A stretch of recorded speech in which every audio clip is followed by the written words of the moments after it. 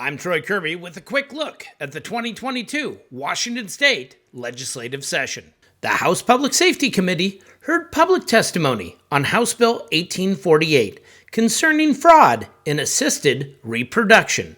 Imagine growing up, you have two wonderful parents that are raising you, and you find out that, your father is not your biological dad, and it is actually the fertility doctor. And, I just can't even imagine the trauma and shock this causes. The results showed not only was I donor conceived, but that my biological father was my mother's fertility doctor, Dr. Gary Vandenberg of San Diego, California, who used his own sperm without my parents' permission. Finding out all of this was absolutely devastating.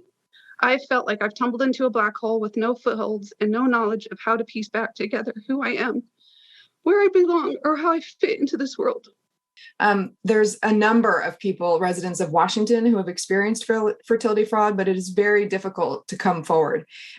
Representative Orwell used my sort of terminology that I think of a lot. Imagine, I really want you guys to imagine what it would be like to be in the shoes of these people. A lot of us are taking Ancestry or 23andMe tests, and we think that 5% of the population will discover that they have misattributed parentage, meaning that the family who raised them is not their genetic family. Thank you for watching the 2022 Washington State legislative session.